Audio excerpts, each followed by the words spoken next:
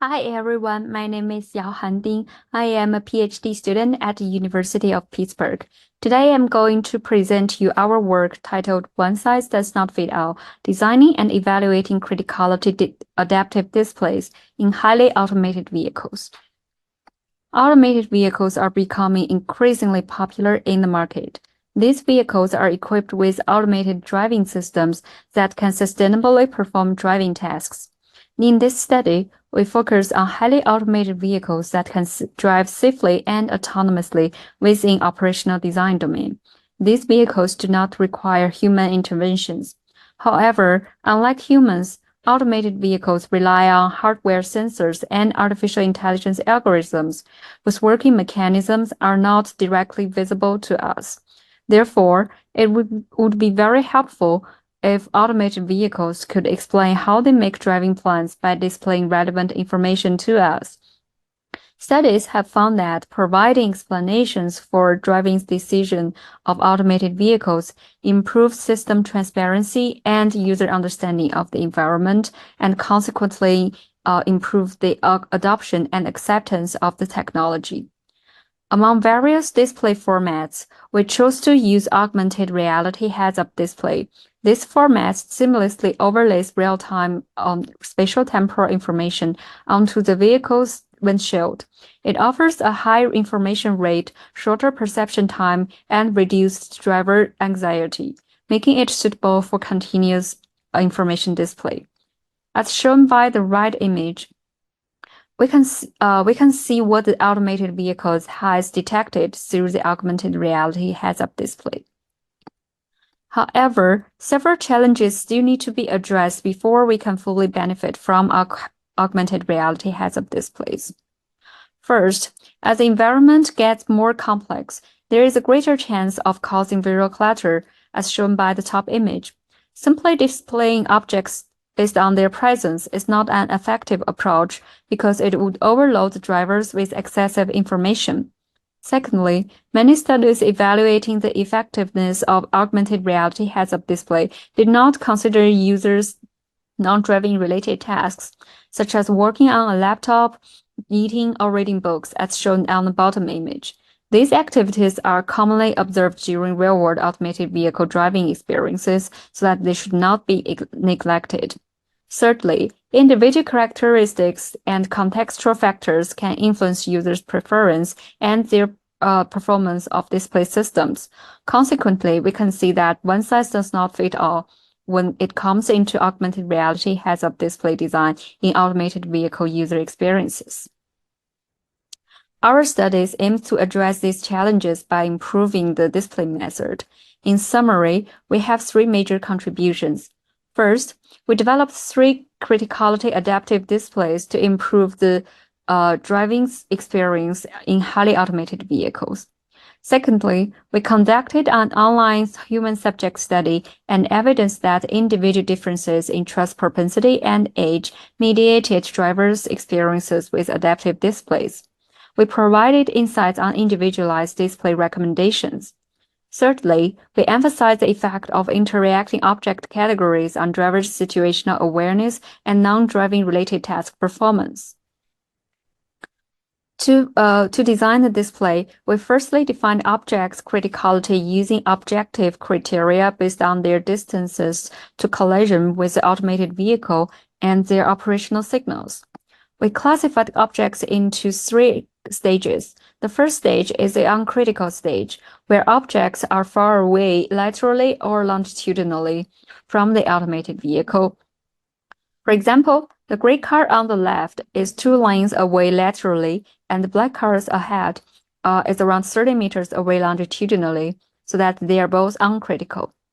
The second stage is the influential stage, where objects are close enough to influence automated vehicles' driving. For example, the yellow car on the right is close enough, but it does not require any action. The third stage is the critical stage, where objects are within the range of influential stage and, in addition, require immediate reactions from the automated vehicle to avoid collisions.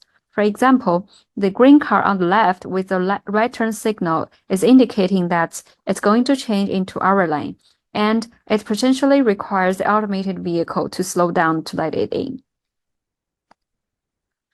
Based on the criticality stages mentioned earlier, we designed 3 display strategies.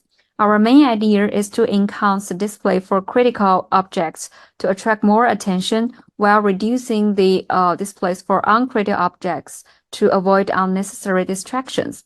Ultimately, this would promote a more effective allocation of cognitive efforts between driving tasks and non-driving related tasks. The firstly proposed display, IO display, highlights influential objects with static outlines. The second display, CO display, highlights critical objects with red flashing outlines. And the last display, SCO display, combines both features, highlighting influential objects with static outlines and critical objects with flashing red outlines. We simulated night driving scenarios using Unreal Engine and trimmed each scenario into a 20-second video. To the right is a video demonstration of the automated vehicle interacting with another vehicle under high traffic density. The vehicle to the right is about to change its line into hours within a very short leading distance, and is not giving a turning signal, which makes it very risky. It's getting critical now, and our automated vehicle is slowing down to let it in a safe way. I'll play the video again.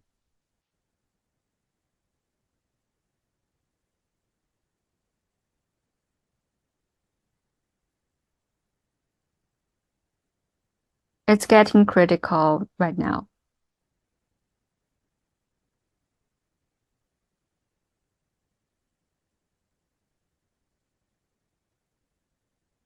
And next, I'm going to walk you through our experiment flow. To evaluate this displays, we conducted an online human subject study. We recruited 295 US adults from an online survey platform called Cloud Research. The inclusion criteria including having a valid US driver license, being a fluent English speaker, and having hearing acuity. At the beginning of our study, we randomly assigned participants to one display format and collect their individual information, such as age and trust propensity. These factors are part of our independent variables, which are naturally between subjects. We split participants into 3 age groups based on the age thresholds of 35 and 55. For trust propensity, we split them into 3 groups based on the 33rd and 67th percentile. As a result, we have roughly balanced groups. Another side of independent variables are context factors, including traffic densities of high and low levels and interacting objects. We categorize objects into 3 major categories: vulnerable road users like pedestrians and bicyclists, static objects like traffic lights, traffic signs, and roadwork, as well as most commonly seen vehicles. They were designed as within subject variables to mimic real-world conditions. We developed 3 scenarios per each category in both levels of traffic density. Users would experience 2 sessions in the study, each having 3 videos of the same traffic density. And each video within the session represented one interacting object category and was randomly selected from 3 of its instances. While watching videos, we ask users to play a non-driving related task called auditory one-back task. There would be numbers played as stimulus, and users need to click on a button when a play number repeated its predecessor. Their response time and accuracy were measured as part of the dependent variables. In addition, we measured situational awareness using a method adapted from the classic SIGCHI method. Situational awareness here is a driver's perception of the driving environment, the comprehension of the element's meaning, and the projection of the element's likely future status. After seeing each video, we ask users about the automated vehicle's actions and potential cause of the actions in the form of text entries. We also measured users' trust using a slider from 0 to 100. Trust here represented their attitude that the automated vehicle and displays will help achieve a driver's goals in an uncertain driving situation. After each session, we also measured system usability using set scales. It measured how easily and effectively drivers can accomplish their driving goals using the automated vehicle and displays while having a positive experience. Then I'll discuss about some key results. This graph shows the interaction effect of display and trust propensity on system usability. Results suggested that low trust propensity users found ICO displays more useful than IO displays, while high trust propensity users found CO displays more useful than IO displays. Considering display duration and stage complexity, the ICO displays is the most informative and the CO display is the least informative. These results indicated that people with low trust propensity had higher information needs, while people with high trust propensity had lower information needs. Therefore, designers and practitioners could try to monitor users' trust and change display strategies to better satisfy users' information needs. The left graph shows the interaction effect of display and age on non-driving related task response time. Generally, older users were slower than young users in IO and ICO displays, while these three groups were equally slow in CO displays. These results suggested that both CO display and aging could lead to slow down non-driving related task reactions. In practice, time sensitivity of the non-driving related tasks should be considered when recommending displays. The right graph shows the effect of age on usability. Older adults are more likely to find displays useful than young adults, suggesting that it's worth diving deep into the needs of older users. This graph shows the main effect of interacting object categories on situational awareness, non-driving related task response time, and accuracy. Vulnerable road users are marked by pink columns. This pattern showed that when automated vehicle was interacting with vulnerable road users, our users had higher situational awareness, low non-driving related task accuracy, and faster response time. These results suggested a potential carryover effect of users after they saw automated vehicles interacting with vulnerable road users. Some of the users may stress out and miss their non-driving related tasks, while others stay more alert and perform better.